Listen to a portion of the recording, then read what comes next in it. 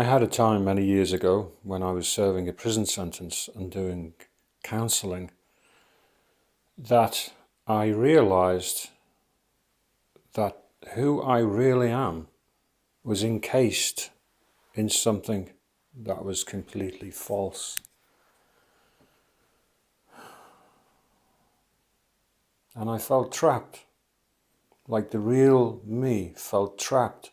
At the time, I mean, you could understand at the time why I was doing therapy in the prison, because this was my 5th sentence as a young man.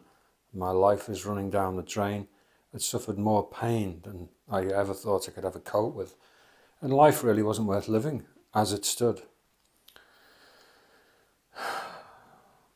But at the time when I expressed to the people around me that I felt trapped, I wasn't being bad at all. In fact, I was a model prisoner because I was fully involved in the therapy, I was helping other people, I was an encouragement. And the staff used me as an example to others to commit themselves. But they also thought that I'd cracked the code, I was going to be okay. But I knew I hadn't. And the reason why I knew I hadn't is because I knew who I really was, and I was not being who I really was. And somehow, there's no rule book about this. You can't go out and buy a book. You can't go out and buy a manual about yourself. You can just get a feeling. You see, and when I was in that prison and I was doing my therapy, I had this feeling. I had this sense that to go and commit myself to this therapy was the right direction to go. To the outer part of me that I felt trapped in, like the image, all the things that I'd made up, like what you call a persona, the sort of image that you show to the world, which is not necessarily true. It's all made up, it's contrived, and of course it never lasts, and no one believes it anyway. But inside of that is something real, and I knew that, and I felt, and again, I go back to this instinct thing, I felt that if I could just crack this outer man, like I say, I wasn't being particularly bad at the time, I was being good, but it was still in the way, it was still an obstacle. And I felt that if I could just be who I really am, then I would be really free. And being really free is what I really wanted. Now, when I talk about freedom, when you're in a prison, all the prisoners think freedom is the end of the sentence, getting out of the prison. But I'm afraid that's not the case. The worst prison any of us can ever be in is the prison of ourselves. Like people who are constantly regretting their behaviour, saying sorry, promising never to do it again, but then it all happens again and the weaknesses all show. And you're never really being who you really are. You're never being the potential. You're never being the good person that you truly are inside. That's a tragedy. And I found it was a tragedy for me. I didn't want to be like that. I wanted to be the best that I could be. And I knew it existed within me. I just didn't know how to get there. I still don't know how you could get there. I know how I did it, but I didn't even know at the time if I was going the right way. I just followed the instinct in my heart. My deepest instinct is to sort this out any way I could. There were a few exercises we did in therapy which I committed myself to wholeheartedly, which really broke the core of myself. It's written in my book, where you cross a point where there's no return. And that's what I did. I broke something. I broke the shell of myself, of the outer self, the false image, broke it. And then everything seemed to follow its own path after that. It's like you break it so far and then it just starts to fall apart. It's like pulling so many cards out of a stack of cards, and in the end there's just too many and the rest fall down. How the rest fell down, I don't know.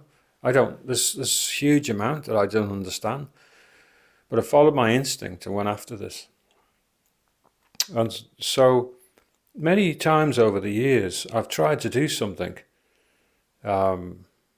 and felt myself blocked and opposed and violently abused by something that was seemingly coming out. It wasn't coming from the outside. You think it was, but it wasn't. It was coming from the inside. And for some reason, I had the wherewithal to stand up to it and managed to break through and achieve the thing I was trying to achieve, and achieve the thing that what the mind or some egoic part of the mind was trying to stop me from achieving. And this happened over a number of incidents, a number of times over the years. And of course, you really learn something. But one of the big things that happened to me was I became so aware that the mind would attack me. That I used to go for a walk nearby here, and there's a very big open field next to the pathway where I go. It's only a very narrow lane. There's never anybody there, and that's why I like it, you know. I used to walk down there, and in the winter,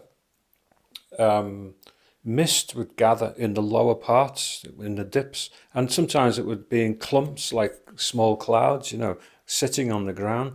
And I almost sort of began to say in the world of my world, like that those clumps were just like thoughts, just like nasty, opposing, limiting thoughts, waiting to pounce upon me. Because that's what they do, they just suddenly pounce upon you, don't they?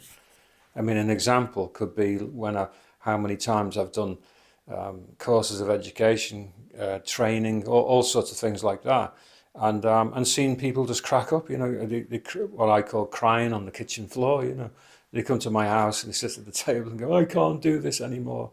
You know, and you think to yourself, "Well, you're so full of confidence when you started. So what's happened here? There's nobody outside of them. It's not something coming into attack. It's something in them."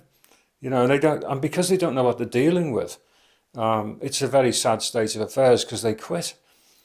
You know, but they don't know why they quit, and they make an excuse and hope that people might believe it because it all seems so stupid.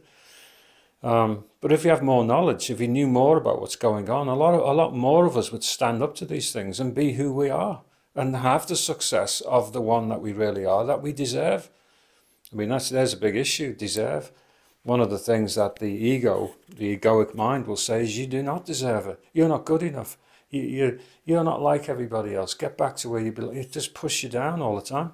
I tell you, it's the worst thing you come across in your whole life.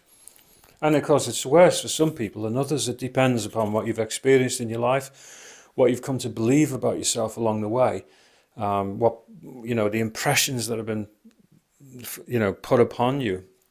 And of course, the egoic mind grabs hold of these things and gathers them up. And like I say, becomes like little phantoms in the field waiting to jump out on you. So I went through a period there where what you might call there was a standoff. So it was like open ground. It couldn't sneak up on me. You know, like thoughts like that and attacks like that sneak up on you and pounce on you and flatten you, really. You know, it's a terrible thing to suffer. But because I was so aware of it all, it was held at the distance, and I was watching it and I got my eye on you, you know. I almost didn't mind if they came because I felt like I could handle them. But one of the things, like I said again, I said it in my book, Another Kind of Knowing, it was a standoff. But I didn't want the standoff because I thought, well, why is it that every time I want to achieve something significant, I have to go through this great big battle with all this? You know, surely there must be a way of like diminishing this to nothing.